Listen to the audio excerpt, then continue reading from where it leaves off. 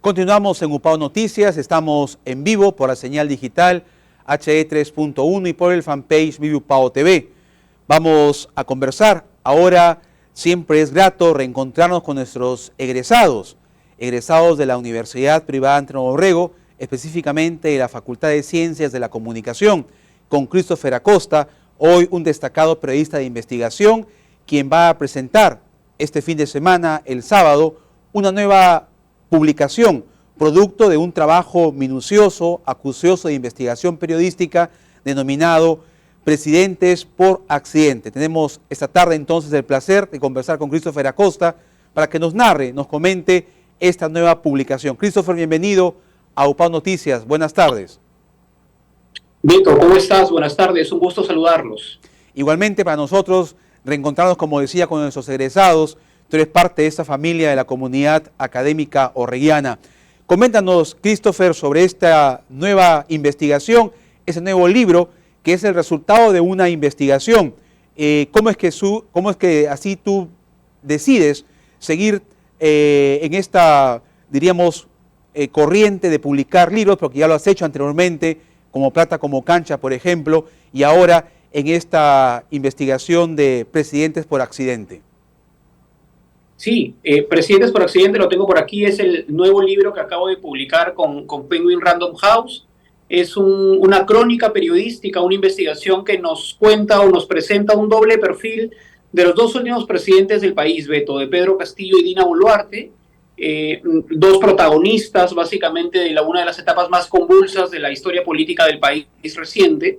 Es un libro que a partir del golpe de Estado cuenta de manera entrelazada la historia de estos dos personajes desde el momento en que se conocen en campaña, cómo comparten el poder convertidos en gobierno, sus encuentros y desencuentros por el poder, cómo el golpe de Estado termina de separarlos y ofrece una serie de informaciones hasta ahora inéditas, desconocidas, que nos permiten conocer mejor a ambos personajes que, si bien llegan en una misma plancha presidencial, terminan construyendo, al menos para sus audiencias y sus seguidores, un perfil político aparentemente distinto, distante, pero que el libro, a través de testimonios, de una investigación documental, nos permite conocerlos más como dos personas más parecidas de lo que asemejan ser, ¿no? Claro. Sin embargo, a pesar de haber sido parte del gobierno, la actual presidenta de la República, en la gestión del expresidente Castillo, en su último discurso pronunciado por Fiestas Patrias, ella da a entender a la opinión pública que, obviamente porque cuestiona los casos de corrupción, cuestiona la gestión que se desarrolló durante el periodo de Pedro Castillo. Sin embargo, ella ha sido parte de esa gestión y no asume esa responsabilidad y compromiso.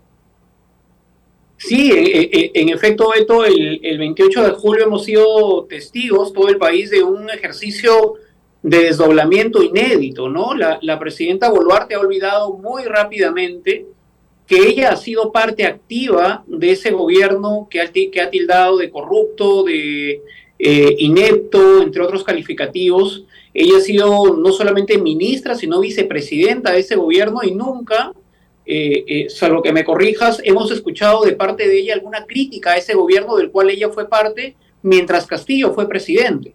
Al contrario, Boluarte ha sido uno de los brazos políticos más importantes del gobierno de Castillo. Defensora, por supuesto, pero además con una actitud muy, muy firme a favor del gobierno de Pedro Castillo y ministra hasta 5 días antes del golpe de Estado. Entonces, claramente, el discurso del 28 de julio nos ha sorprendido mucho porque parece haber olvidado ella más rápido que los peruanos que ella es parte de ese mismo combo político, ¿no? Proviene de la misma matriz de Perú Libre que la convierte en gobierno.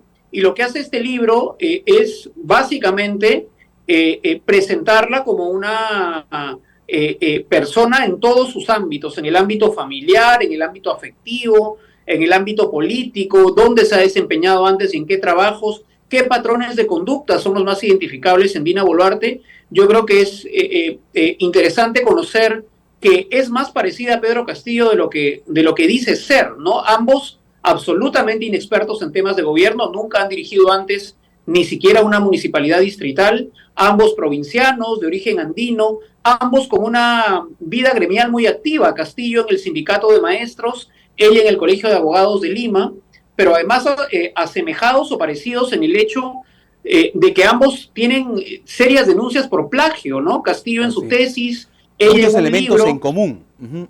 Exactamente, exactamente. Muchos elementos comunes que no hacen más que emparejarlos más de lo que ellos mismos quieren, porque han construido personajes para sus hinchadas aparentemente disímiles, pero no lo son tanto.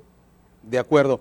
En una entrevista que brindas a un medio de comunicación, hacía referencia, Christopher, a la oportunidad que tuviste de entrevistar a cuando era candidato a la presidencia de la República el expresidente Pedro Castillo, que no llegaba pues ni al 1% en aceptación, era un totalmente desconocido para la población. Sin embargo, sabemos lo que fueron los resultados en las elecciones. ¿Cómo podrías evaluar de ese candidato al que tú entrevistaste y que no tenía ningún 1% de aceptación a quien posteriormente se convirtió en el presidente de la República? Mira, yo encontré un hombre absolutamente perdido, ignorante de temas de administración pública, una persona así bien intencionada, ¿no? Castillo me dejó una impresión positiva desde el lado de la sensibilidad social que tenía y que predicaba, básicamente por ese lado, pero me dejó una muy mala sensación desde el lado de su absoluto desconocimiento de lo público, de la estructura del Estado, de cómo funciona un gobierno. Era básicamente una persona bien intencionada, pero ya convertida en gobierno. Toda esa falta de experiencia de Pedro Castillo para la administración pública parecía más bien que sí la tenía para liderar, según tesis fiscal, algunas organizaciones criminales ligadas a la corrupción. El gobierno de Castillo o el propio Pedro Castillo no solamente ha sido informado y avisado constantemente sobre su círculo cercano ligado a la corrupción, sino que ha sido un presidente que además consintió la corrupción en su entorno, ¿no? Un ministro como Heiner Alvarado en vivienda, a quien nunca mueve, a quien cuando tiene que cambiar no saca del gabinete, sino que lo pasa a transportes, un Bruno Pacheco como asesor, a quien mantiene en el cargo pese a las múltiples denuncias y evidencia que había de su papel en el gobierno, no te hacen más que pensar que en efecto él tenía un conocimiento cercano de lo que su entorno hacía, y la fiscalía persigue ahora la hipótesis de que en verdad él fue uno de los beneficiarios de estos sistemas de corrupción. Entonces, claramente esa aparente falta de experiencia en lo público parecía no tenerla en los asuntos ligados a temas delictivos, que es por los hechos por los cuales ahora se le investiga. De acuerdo. Y hablando de la corrupción, Christopher, que ha sido un elemento también determinante, común en el ex gobierno de Castillo, está ahora siendo cuestionado, siendo obviamente evaluado por el Ministerio de Justicia, y también juicios paralelos en los medios de comunicación y en la opinión pública, este caso que involucra a una empresaria como es Ada Goray y a un periodista como es Mauricio Fernandini. Tú has tenido oportunidad también de desarrollar trabajos de investigación en lo que se identifica, se precisa cómo operó esta mafia, esta corrupción a nivel de estos dos personajes que se acaba de mencionar. Sí, en efecto, Beto, yo pude entrevistar a Mauricio Fernandini 5 días antes de su detención. El libro contiene la única entrevista que él ha brindado sobre el asunto del Fondo Mi Vivienda. Entrevisté también por largas horas a Sada Goray, más o menos unas 2 semanas antes de su llegada y su detención en Lima, y son personajes que están retratados también en el libro, donde tienen amplio relato de su papel en este esquema de corrupción que la Fiscalía ahora investiga y que es el caso que finalmente se trae abajo al gobierno de Pedro Castillo. Porque recordemos que la decisión del golpe de Estado que Castillo toma el 7 de diciembre está íntimamente ligada al relato de Salatiel Marrufo la mañana de ese día, ¿no? La vacancia se votaba por la tarde y en la mañana tenías a un Salatiel Marrufo contándole al país en la comisión de fiscalización que su papel era el de ser el hombre que cobraba las coimas para el presidente, nada menos.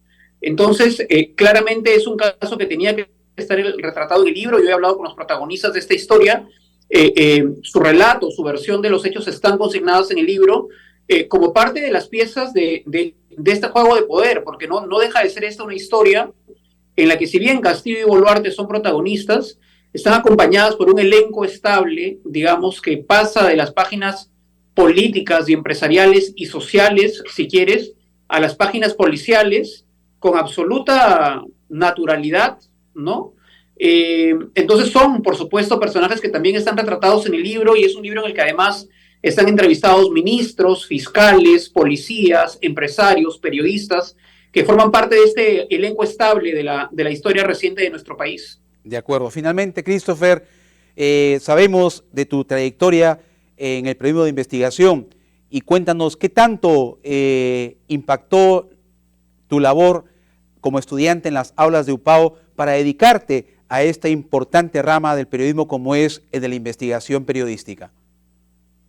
Mira, para mí mi paso por la universidad ha sido importantísimo. La UPAO ha sido el lugar donde yo, con un grupo de compañeros, teníamos nuestras primeras inquietudes periodísticas editando una revista que yo recuerdo con mucho cariño, llamada Altavoz, un esfuerzo estudiantil por escribir crónica periodística, una publicación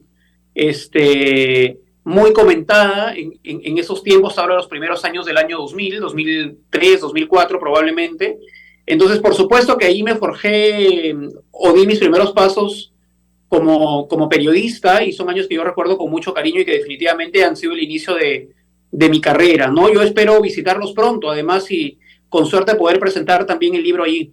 De acuerdo. Finalmente, invítanos por favor a todos los televidentes e internautas a esta presentación de tu libro aquí en Trujillo.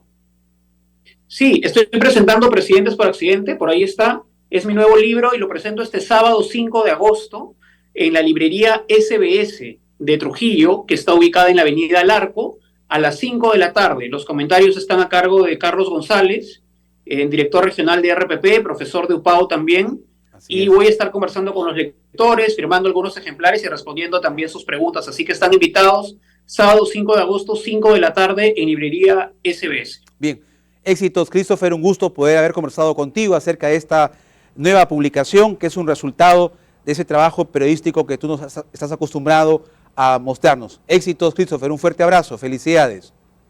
Saludos, buenas tardes. Vamos a ir a una pausa y regresamos con más en UPAO Noticias.